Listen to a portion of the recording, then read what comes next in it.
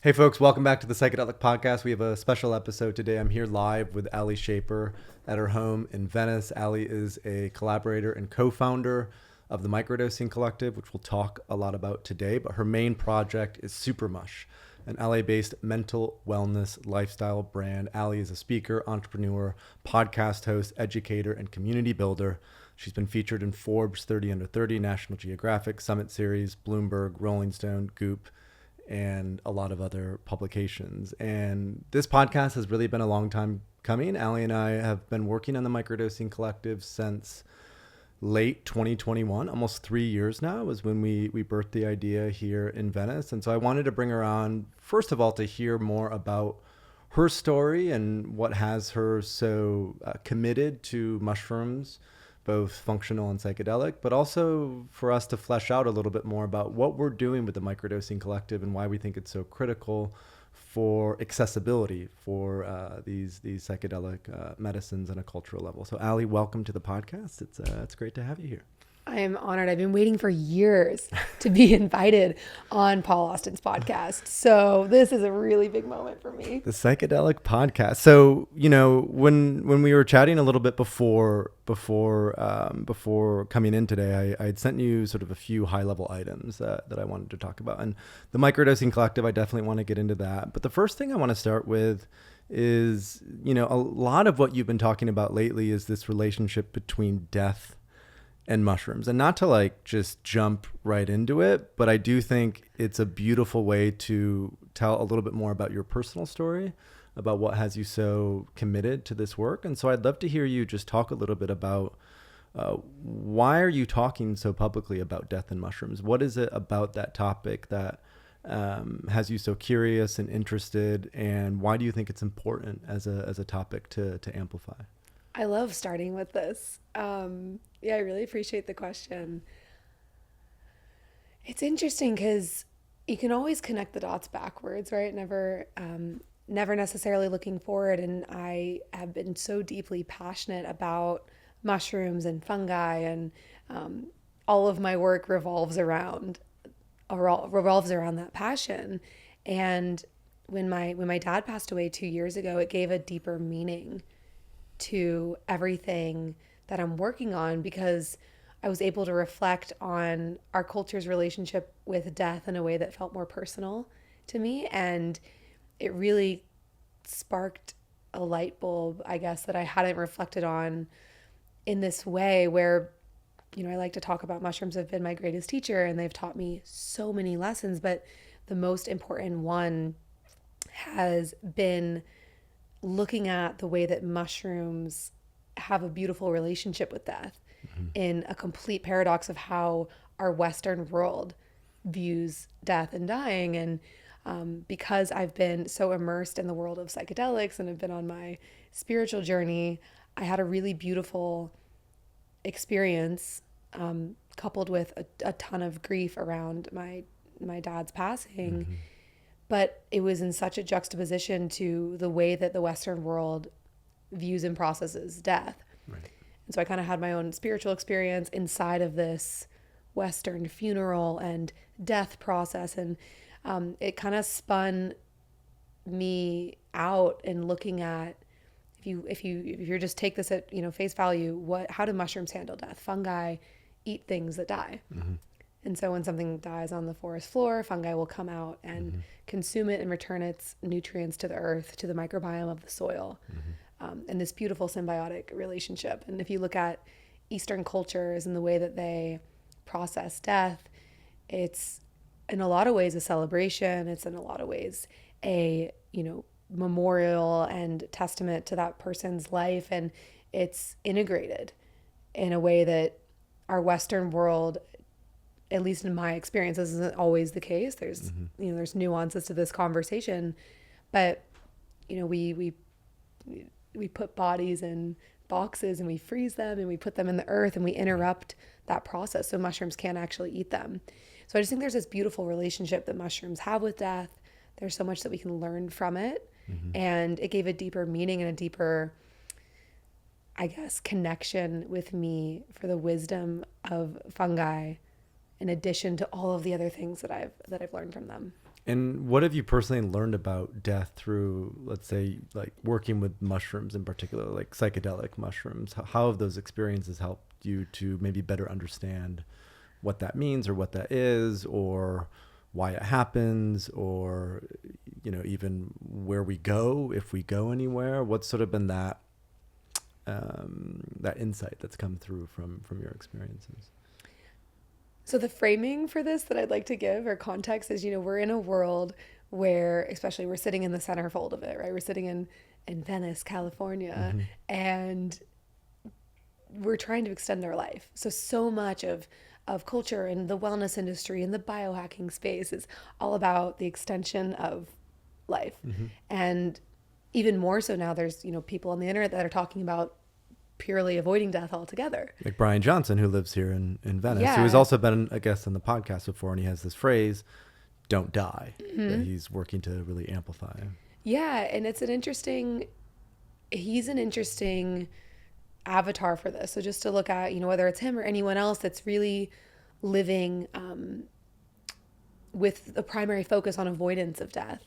And then you have the complete other side of that, where looking at death in a beautiful way and having acceptance of it and integrating it into your experience of life is actually one of the things that I believe we can do to feel more alive. And so the fear of death, in fact, might be killing us quicker. Right. If you look at how, you know, so much of our world and what we talk about and what you coach people on with microdosing is around nervous system regulation and bringing the body into coherence with nature. But if you're in any sort of state of fear of anything, doesn't matter if it's death or love or intimacy, your body is constricted. And I realized I made this short list for myself after my dad passed away, and I was like, what are the things that wake us up to the reality of our own mortality? And my short list was, you know, 1, you die before you die, often induced by ego death, often induced by a psychedelic experience, not always. You can experience that through other modalities, not just psychedelics. 2 is you have a near-death experience. So you actually flatline. And there's all these crazy stories. I went in a little bit of a rabbit hole on the internet around people with NDE, near-death experiences, and what that was like for them. And it changes their life in a pretty dramatic way. And then the 3rd is that someone that you love really dearly dies suddenly. And all 3 of these scenarios seem to create a pretty dramatic life change for the person that experienced them. The difference with the 3rd is that you have a physical absence of someone that was in your day-to-day experience of life. So, you know, all of these you ideally escape without being permanently scathed physically. You're emotionally and spiritually awakened in best case scenario, but the 3rd is more permanent. Right. You know, it's a permanent psyche shift.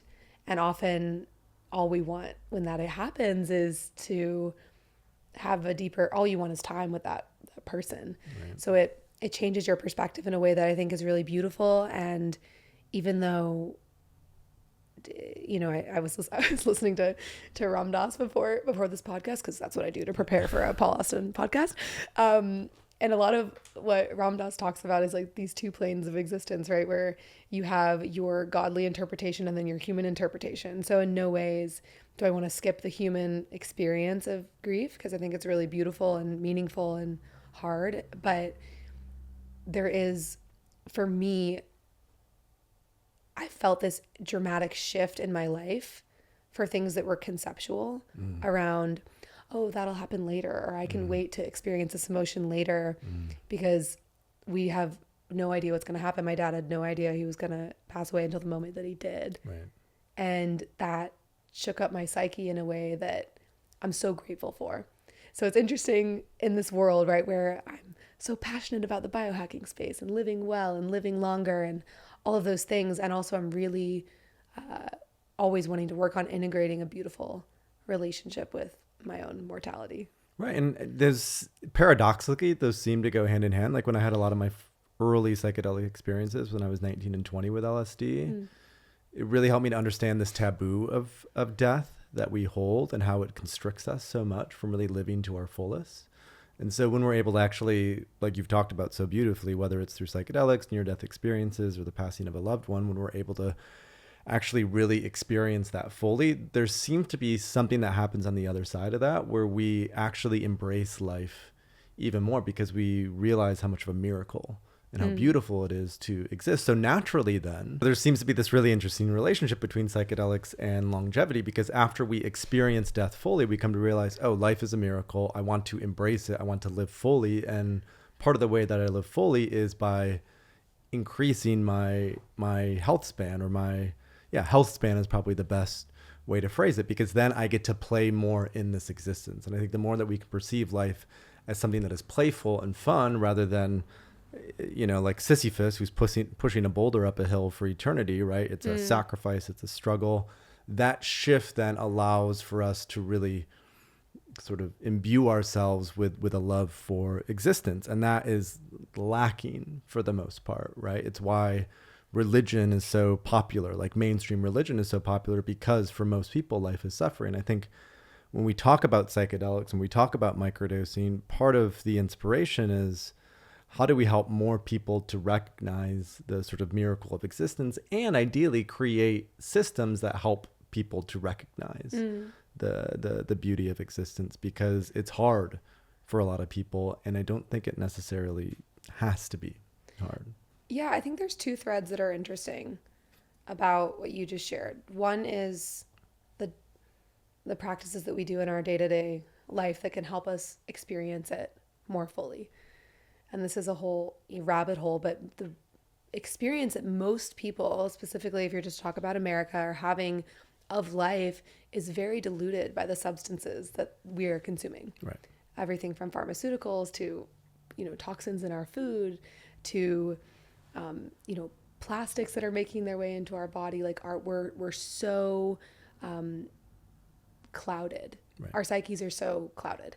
And so the day-to-day experience of life, all these practices that you're talking about, are really the process of connection and removing these layers that have been put on our brains. Because when we have a symptom right now, we're giving people medications to mask the symptom and diluting and making the edges of the human experience and the feelings that we're designed to have not as extreme on either side. Right. So zombifying ourselves, so to speak. So, and the way that I like to describe this was also inspired by my dad. I wrote this story called Mushrooms Eat Death for Breakfast.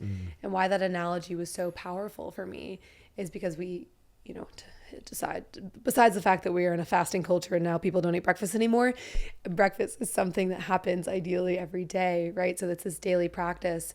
And I think it's really important, at least for me, to remind myself that I'm going to die every single day, and to keep coming back to it and keep returning to that. So a mortality practice, whatever you want to call it, or however you want to do it, and incorporating that in addition to all of the other wellness things, movement, nutrition, all those things you described.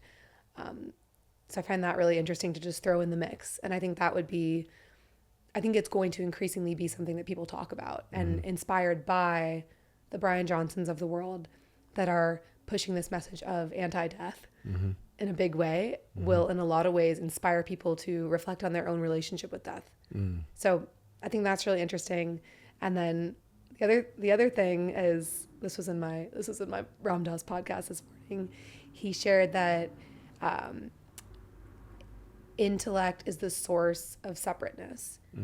And so much of the problems that people are experiencing with their mental health, on one hand, it's coming from the clouding from pharmaceuticals and food toxins and things like that, or lack of social connection. And on the other hand, it's just like a pure idea of separateness. And this sounds so esoteric and so confusing if you haven't actually had an experience of felt oneness with nature or people around you. I remember when someone shared with me, "We are all one," for the first time. I was like, that sounds really stupid.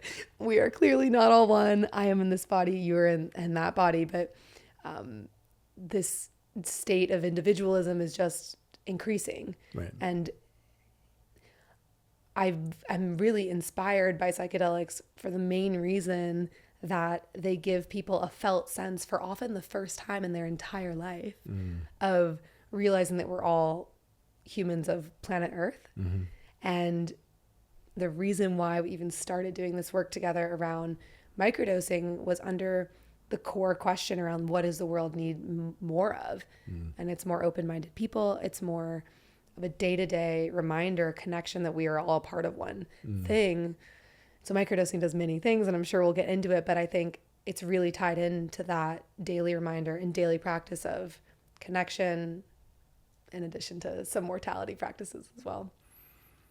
So one thing I reflect on, I read this tweet maybe a year ago, which was about high agency people and how with high agency people, they often sort of buck the conventions of who you think they are, right? And so you are a very high agency person, and probably there's nothing better that describes that than some of the things that you've done prior in your career. Like when we first met, I knew you as someone who had lived in New York. You had, I think, a previous startup that was maybe in the travel and wellness space. You were starting to get into mushrooms and trying to figure out early on how that was all going to pan out. And then you started SuperMush and into the Multiverse and now the Microdosing Collective. And now you're quite a prominent figure at the overlap of mushrooms and wellness and entrepreneurship. But before that, you were a CPA working for, I believe, Deloitte in Ernst & Young, the competitor. Working for Ernst & Young in New York. And so I'm curious, just like when I heard that, it just kind of deconstructed my entire sort of lens of who you were, because it was so unexpected. And so I'd love to hear you talk a little bit about how does one go from, in college you worked, I think, as a bartender. You've modeled quite a bit.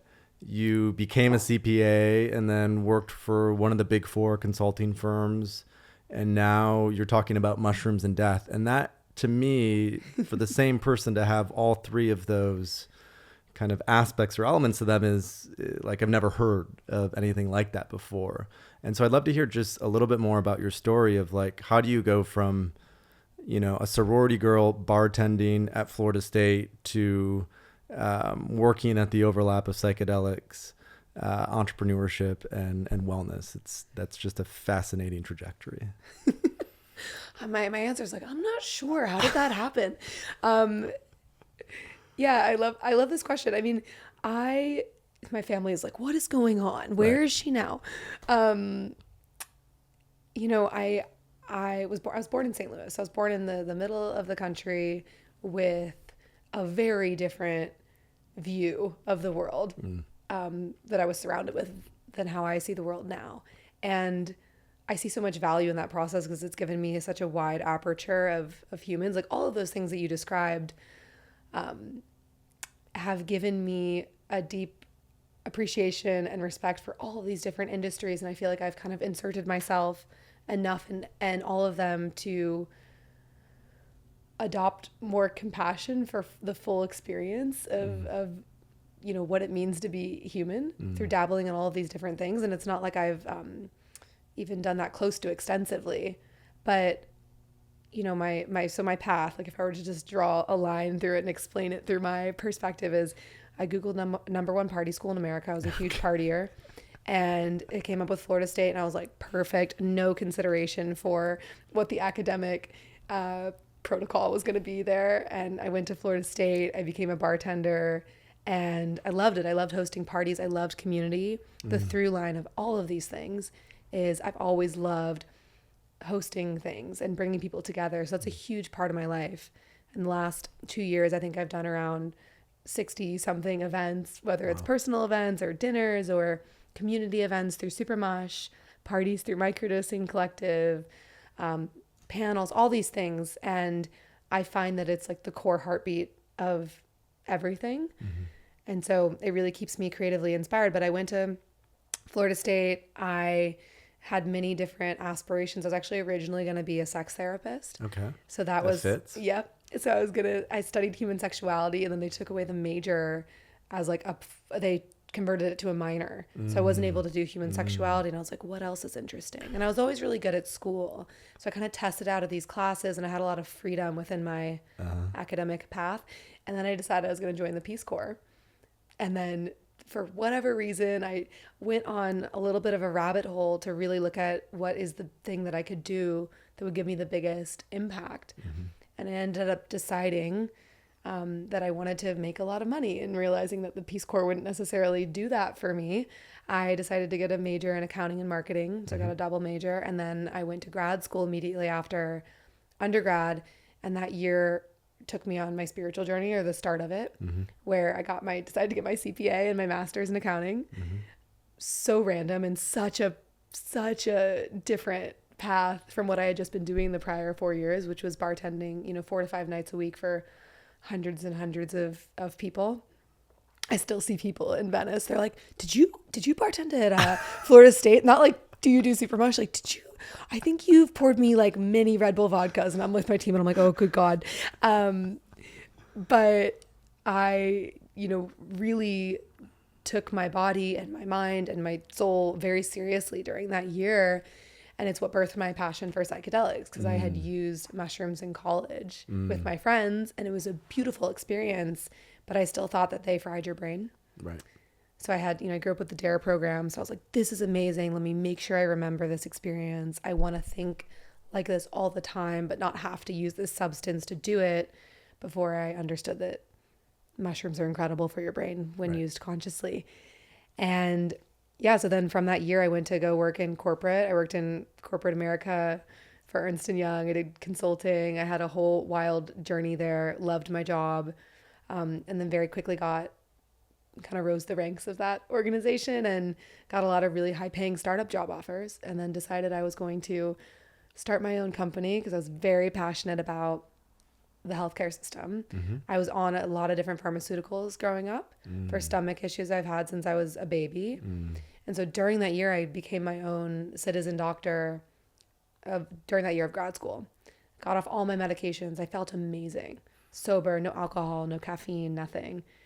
And what I like to talk about a lot now is that was amazing. But I didn't realize there is this whole smorgasbord of things that you can alter your consciousness with, that can make you a better person and make you more connected and more focused. Hence, the world of psychedelics and all the work that we're doing now. But I went into corporate, decided to say no to those startup job offers, started my first wellness company, like a Birchbox for wellness type thing. And then I started modeling on the side. So for a while I had this triple life where I was like corporate America, had my heels, running to casting calls, like doing fashion weeks. It was before I was on Instagram, so no one knew about this. But it gave me such a wide variety of experience within one day.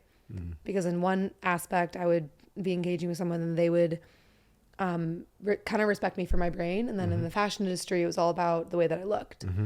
And then in the startup world, it was a totally different culture as well. So really interesting. And during that whole time, I started hosting a lot of events, always very social, always meeting a lot of people.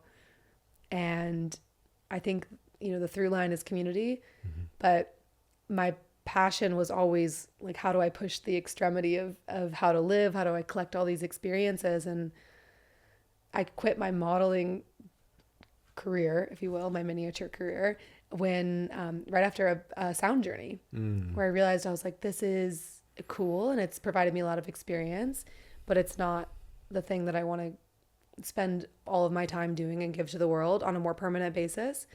And yeah, really working with psychedelics changed the way that I looked at everything so profoundly.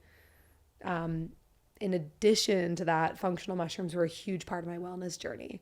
So lion's mane and cordyceps. And so I became so obsessed and fascinated with fungi and why no one was talking about them that I literally dropped everything and started, the whole little ecosystem of what we're doing now with SuperMush and Into the Multiverse and Microdosing Collective. Yeah, let's talk a little bit about SuperMush and Into the Multiverse. Like, just so our listeners have a little bit more context about what is it that you are doing? Like, what is SuperMush? What is Into the Multiverse? How do those two sort of work together? And how has it been as an entrepreneur, raising capital The branding and marketing that you all have is super sexy and fun and very different than any basically other functional mushroom brand that's out there today. So I'd love to hear you talk a little bit about what SuperMush is and sort of the sort of brass tacks of what you're building as an entrepreneur. Yeah, so SuperMush was born from this idea that we wanted to create, my co-founder and I, Brian, who's amazing, very successful tech entrepreneur. And he had like built and sold a company, and we had met at a retreat. I read his book. I was like, this person's brilliant. I want him to start a company with me. And we were ideating on like what is needed in the mushroom space. And there's a lot of things that happen in between then and now.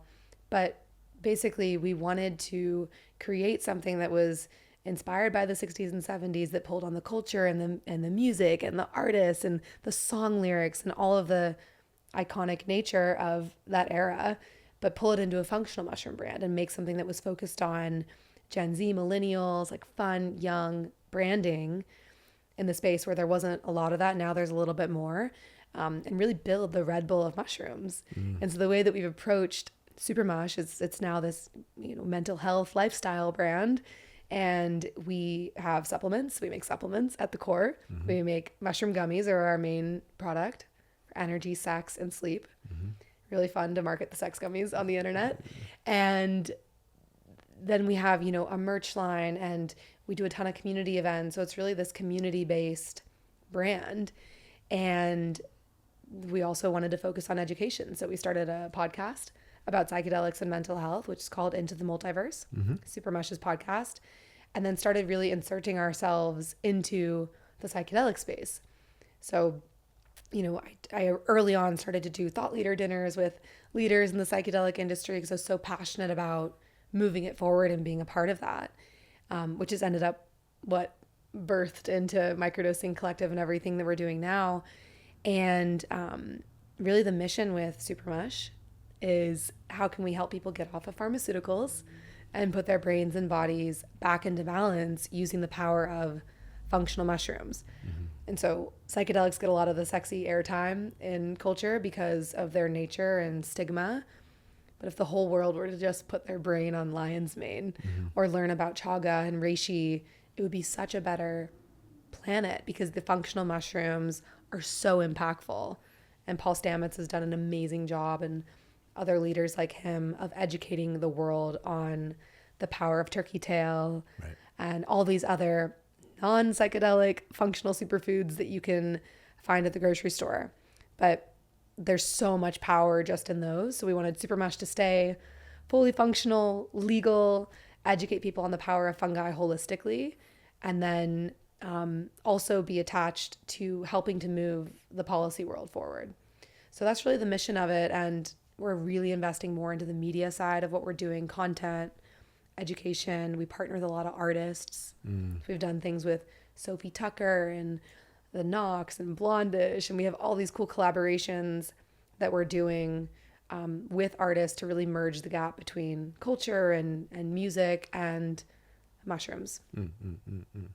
All right, let's talk about the Microdosing Collective now, because it builds on all of these aspects and elements that we've been discussing. And even as you were sharing your story, like born in St. Louis, Midwest, raised in a very different environment than what we live in now. I think, an interesting reflection that I've shared with our team at the Microdosing Collective is that we're all from the Midwest. And we have similar but still different upbringings. I think Josh Capel, so Josh is our other co-founder, was born in Omaha. I forget where John is from. He's from Missouri too. He's from Missouri as well. So John Downs is also from Missouri. I'm from Michigan. And we've all taken these very different paths out of that environment. And I think it's really inspired all of us to ask the difficult questions about how do we take microdosing or help amplify microdosing outside of, let's say, the Venice or San Francisco Bay Area culture or Brooklyn, Williamsburg subculture, and really get it into a way where it can help people everywhere, not just on the coasts necessarily. And the policy, the regulatory environment is very difficult for this, which I want to talk a little bit about why that is and what we're doing to address that. But where I'd love to start is, why did you want to do this? Because I remember we were at the Butcher's Daughter. It was October 2021. We were with another friend and you pitched us on this, and she was like, I got a lot going on, so I love the idea. I'll support you, but didn't necessarily get involved. And I was like, I'd love to do this. And if we do this, it will be not only a commitment, but also something that will take potentially years to really see the outcome of. And you were not fazed by that whatsoever. And so I'd love to hear why did you come up with that initial idea? What was behind the sort of inspiration for it? And talking just a little bit about how has it evolved since the sort of birth of the idea a few years ago now. Yeah, on one hand, I had no idea how policy worked. Right.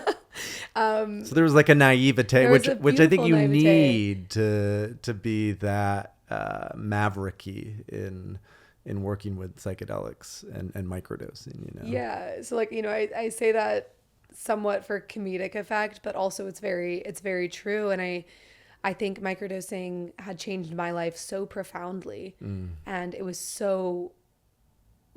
it felt so obvious to me that someone would be working on this. So the concept that I came up with, I was like, oh, I can't wait to find the group that's focusing on microdosing legalization and going to put this forward and to legalizing consumer products and people like me being able to have access to this kind of a tool. And there was no one doing it. All of the policy, I remember I was at a conference and I was reading Measure 109. I was on the internet reading the measure and the details around it. And I was like, oh, all of this is around macrodosing at service centers and very high-priced, high-dose trips. Mm-hmm. And I was like, well, where does microdosing fit into this equation? Because it's such a powerful practice. I'd been working with people, hearing their stories of profound transformation with microdosing for years, and really noticing its effect on my life, which we can talk about in a little bit, but just to stay on this thread. And it was nowhere. And there was incredible educators in the space, like yourself and Third Wave, that had mainstreamed the knowledge on the back end of, James Fadiman and these incredible educational, cultural movements, but there was a complete gap between culture and government. Right. All of the attention, and it's a really interesting time we can talk about now of like, what does the policy look like? We'll get into that, but all of the attention was on macrodosing service centers. And when I talked to you, I was like, there needs to be someone advocating for this, educating, bringing together all of the people that cared about microdosing. And the other massive thing to note, our friend Bradley Hicks said this to me at the dinner that we hosted in LA a few months ago. He's like, we're legalizing the whole bottle of wine before we legalize a sip. Right. And I do think that really puts into perspective, microdosing can be so impactful. It's relatively low risk in comparison, inexpensive, massively impactful, and there's such a necessity to help people take care of their mental health using this practice. So the idea was, how do we create a group of people that's focused on community building in this space, research, because the research was very sparse. There's more things coming out now. It's still very sparse. Invest into that, prove the efficacy of microdosing there, and then also work on policy initiatives that could actually bring people together and make sure that microdosing is included in the legislative frameworks as we're proposing these big, massive bills that will help people that want to take a macrodose. So there's that, right? And then the other side of it is, at the time we talked, this was not even necessarily an issue, at least not, it hadn't made its way to PR yet, or our groups. But as this movement has mainstreamed and you're getting these press hits of microdosing changed my life from prominent figures in the world, the underground market is exploded. Right. And there's, thousands, you obviously can't accurately count, but thousands of underground products. Many of them are incredible. And then many of them are completely full of not microdosing. Right. So there's a lot of sketchiness and people buying unregulated products. And that's actually now proven to be not safe. There's this whole diamond shrooms thing, which we can get into as well. Like, companies are putting toxins in their product and they're making people sick. Right. And when we're engaging with something we want to take for our mental health, it should be regulated. It should be safe. You should know what's in it. And so really our work is to help make that accessible. You and I have access to the best microdosing products, I believe, that are out there. It's not about that. And it's not about just helping the underground companies grow and have more access. It's about closing the gap, to bring back to your original point of where we're from. I want my family in Missouri to be able to have safe access to these products if they want to take care of their mental health in a different way and not have to turn to pharmaceuticals. Right. I have a brother-in-law who's a war vet. He served in Afghanistan. And so when he came back, he had been struggling with some severe mental health issues. And because we're quite close, I've been able to help support him on that journey to, get off some of these psychiatric medications and start to microdose. And it's really, really helped him. And he was, this is a slight tangent, but he was crestfallen about the news around MDMA being rejected by the FDA because not only has he struggled with PTSD, but a lot of the people that he knows have also struggled with PTSD. And I think that also hits on one thing that you've touched on, which is we have a mental health crisis. The psychiatric medications, most commonly Prozac, Zoloft, and Lexapro, the classic SSRIs, are simply ineffective for the majority of people and yet highly addictive with a bunch of nasty side effects. And so people are now having to break the law and put themselves at risk, both legally but also physiologically, because a lot of these products, not a lot, some of these products don't necessarily have psilocybin in them. Some, it's quite innocent, I would say. They have 4-ACO-DMT, which is a psilocybin analog and perfectly safe. But we've also seen this case with diamond shrooms, which has been getting a lot of media attention lately, where they put Amanita muscaria in the chocolates, which is not anything like psilocybin. And if you take Amanita without it being properly metabolized or processed, it creates a lot of anxiety, a lot of sickness, it's toxic, basically, to put in your body, which is the exact opposite of what psilocybin is meant to do. So I think speaking really to the importance of consumer protection, right? Like we've emphasized that the underground market for chocolates and microdosing supplements, it's probably minimum $100 million. It's probably closer to $300 to $400 to $500 million in terms of what's happening. I shared a stat on social, and I know I've shared with you as well. 8 million people took psilocybin mushrooms in 2023 in the United States. 4 million of those people were microdosing with psilocybin mushrooms. And we are the only organization that is advocating for this grassroots movement. And so we've even talked about, I remember we were up in the policy conversation with California, which I want to get into next, because I think it'll provide an interesting window into some of the aspects that are going on. And I was talking with Josh, and he was like, we really are a movement for the people, like truly. MAPS has positioned themselves that way, but they've really been focused on medicalization of MDMA up until this recent rejection, where they're really shifting to more to decrim. But very few people are advocating for the biggest populace of psychedelic users, which are those who are microdosing psilocybin mushrooms. And we need it. It's so essential that we need it. And so we went to California, we went to Sacramento. We were the first organization to hire a microdosing lobbyist, Anthony Molina and his crew, and they've been fantastic in supporting us and working with us. And I'd love to hear your take on Sacramento and talking with policymakers and talking with the governor's office. What was it like to be in those halls? What was it like to have those conversations? And what were some of your impressions of speaking with politicians about the potential of microdosing? Yeah, it was one of the most interesting things I think, I've ever done, because it really painted a picture for me that most of the things that we're really frustrated about are born from naivete versus ill will. Right. And there is this hilarity where the people that are making policy and writing legislature around what we are altering our consciousness with have no idea often what those substances are. And it's almost, that part's almost comical in a way, because it would be like someone, you know, giving you tax advice that is a bartender. Right. That doesn't, we have such a gap, and there's like such an educational barrier. And so in a lot of ways, I expected to go in and be kind of fighting against informed opinion, or, you know, not fighting is the wrong word.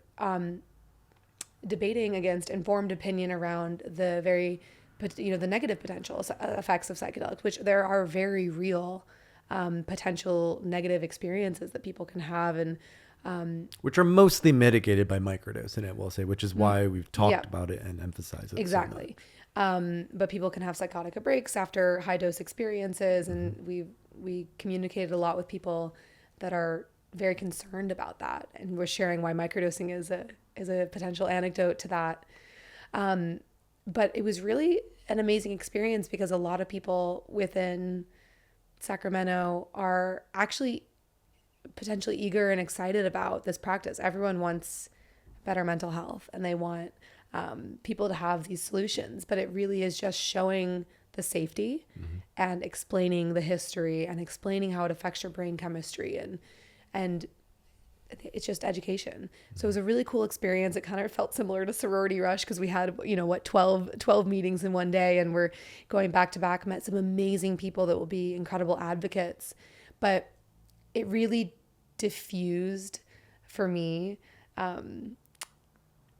guess, the understanding that it diffused this gap of the culture's going one way, but the real work is to go in and educate people that are writing these policies if you want to have wide-reaching impact. So the stuff that we're doing, and community building and research and all of that, it's really impactful then to take that body of work and go advocate, which is now what we're looking at doing, right, with a potential ballot measure in California.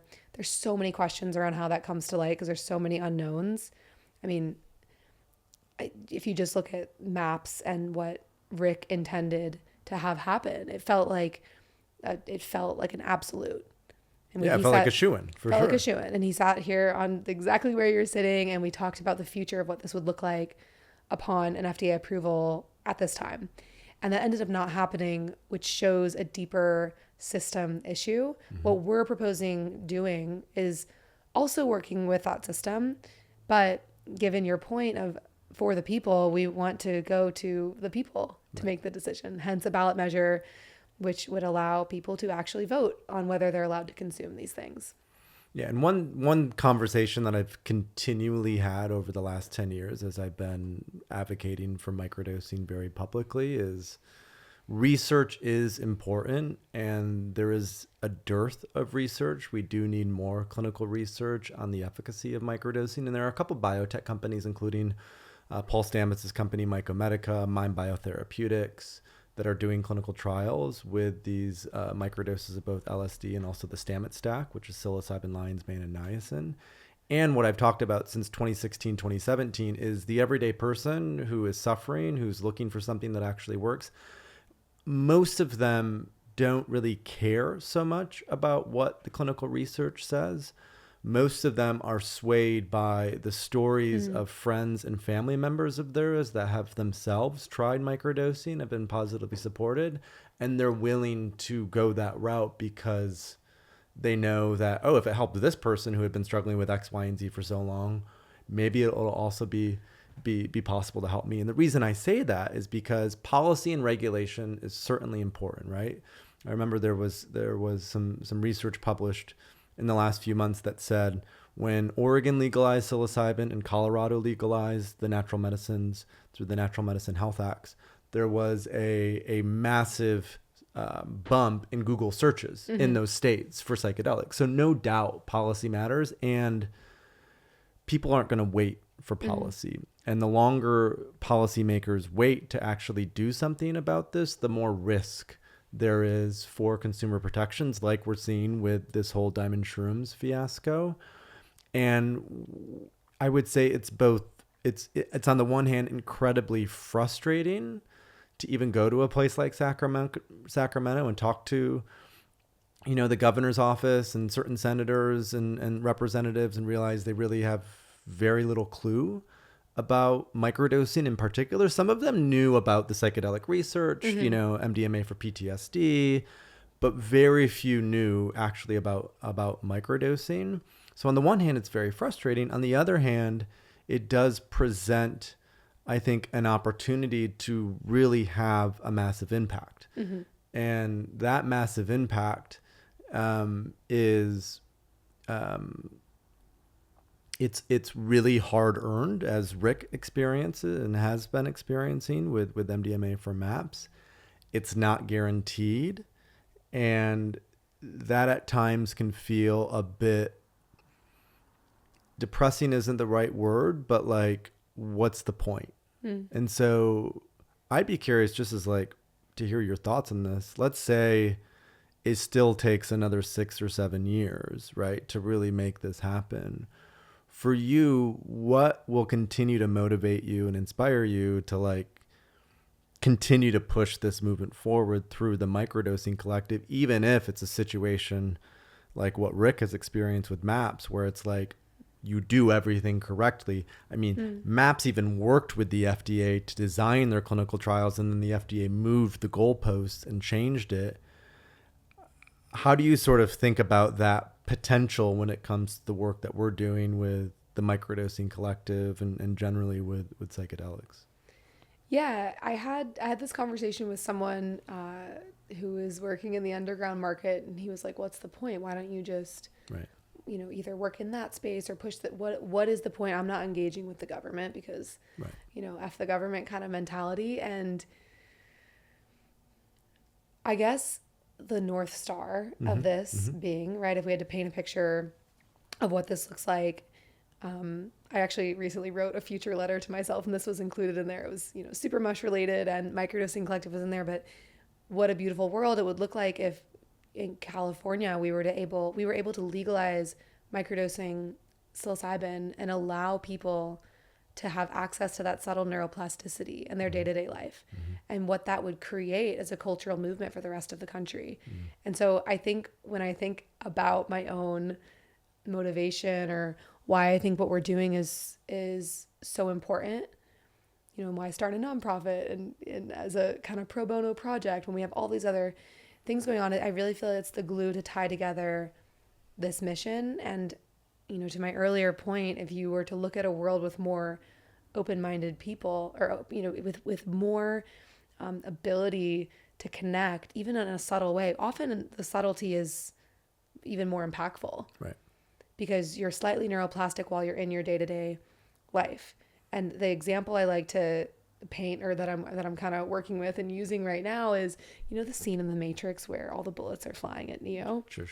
And they, all the bullets freeze in front of him, and he's able to pick them up and look at them and then decide to move them to the side and take a different course, so to speak. Imagine what a world would look like if people were to have access to that kind of a reaction, because so much of what we're seeing on the internet right now with all of the issues that are going on in the world is this immediate reaction. And I still catch myself in this stuff all the time. The classic example of when your mom says something annoying to you on the phone and you're like, "Mom," and you return to a 10-year-old version of yourself. Yeah. Microdosing has really helped me with taking a step back and looking at my decisions and live pattern interrupting myself. And so I think it would be a much more beautiful world if we were to have that accessible on a large scale. I think that what we're doing is absolutely one of the best paths to get us there, because the quickest way to put people in a slightly neuroplastic state is to give them a microdose of psilocybin, or perhaps something else. But the point is, I see the future of how impactful it could be. Well, and what you're speaking to is that space between, right? And the capacity to respond rather than react. And when people start to microdose, they notice they have that ability to not, like you said, get stuck in the same patterns, to step out of that without it feeling like such an effort. And that's not to say high doses of psychedelics aren't beautifully profound and life-changing, but those have a particular context and intention. And in some ways, and it's why we're even doing what we're doing, comparing high doses of psychedelics, it's like apples to oranges with microdosing, because the context in which we microdose is different. Oftentimes the intentions for why we microdose are different. The day-to-day that we, how we weave microdosing into our day-to-day is much different than after we have a profound mystical experience with high doses of psychedelics. And it does bring me back even to the beginning of our conversation about this sort of this relationship between death and life, that if we're choosing to live and we're choosing to be part of this existence, even if it takes way longer than anticipated, the North Star is compelling enough that why not? Like, for me, it's almost like, why not continue to show up and devote ourselves to that? Because I also feel like so much of living a meaningful life is being in service to something beyond ourselves. And so when that is the call, then it almost is like a no-brainer just to continue to do it. I remember I was at Stan Groff like holotropic breathwork workshop. This is about 5 years ago in San Francisco, and it was a few months after he had a stroke. And he was there present. He was having a hard time communicating, but he was there present. He was on the floor as people were in breath work, helping them out. And we had a bit of a Q&A session afterwards. And I asked him, I'm like, look, Stan, you were in the Czech Republic working with LSD when that became illegal. So you moved to the United States and literally invented holotropic breath work to do that. You've just had a stroke 3 months ago, and here you are on the floor helping people, with like, why do you do this? And he basically said, I can't not. And so when we have this sort of calling or vocation or just something deeper that's moving through, the place that I always land, it's like, this isn't my choice necessarily, right? There's sort of this greater even intelligence, and maybe it's the mushroom intelligence, right, that's moving through, or a lot of my experiences with LSD have been that way. That's sort of compelling me to continue to show up and fight or stand up for or make an impact for people who are not as, I would say, lucky as we are to be totally in this vibe, if you will, with access to the best microdoses. And so, yeah, I just wanted to share that because I think it's that to me is like a compelling enough reason, and it's intimidating at times. And if you think about it, if even if when I get ahead of myself, right, like I'm like, I've been in this space for 9 years and we've seen a lot of substantial changes, but also not much has really changed yet.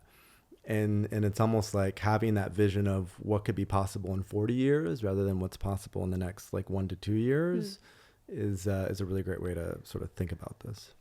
Yeah, that exact thing you just painted, that feeling of I can't not, because something else, a bigger life force is moving through me.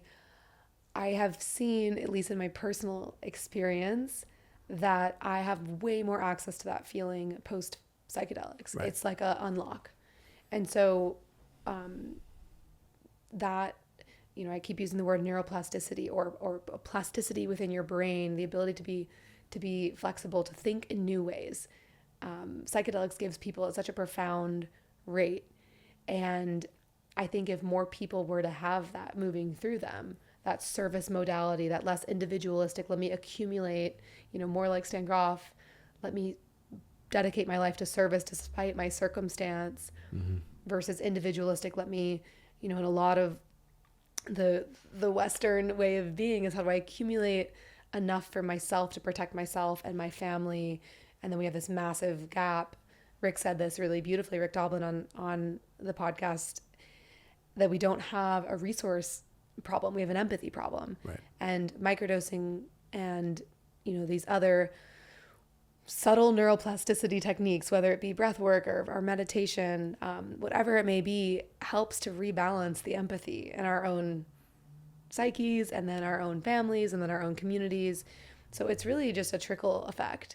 And I think you made a really beautiful point around the thing that's the most impactful. We can sit there till we're blue in the face and talk to policymakers about the science and the research, but the conversations I had that were the most impactful were sharing my own experience, or also sharing that my dad started to enjoy his life in a way I've never experienced towards the end of his life because he was microdosing.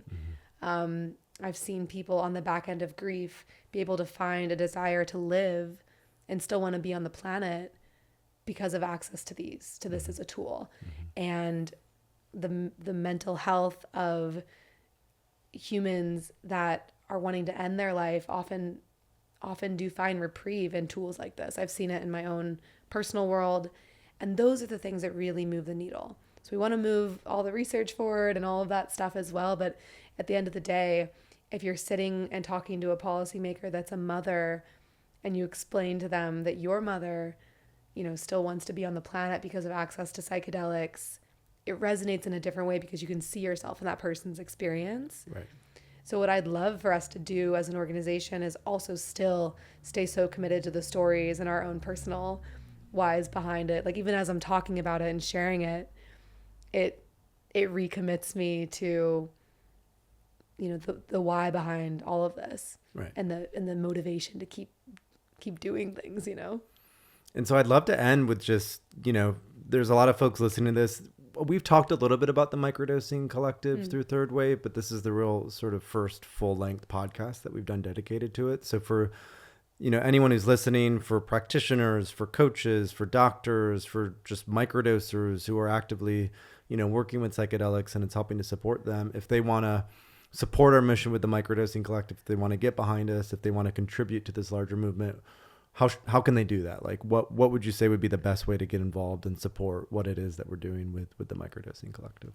So over the last 3 years, we've had around 70 companies come in and fund the organization. I like to kind of paint a picture of what our community looks like and then where we see it going. So we've had 70 companies. It's, founders of wellness companies, fully legal supplement companies, a few tech companies in the psychedelic space that have come in to support this movement. And then we also have this entire community of individuals.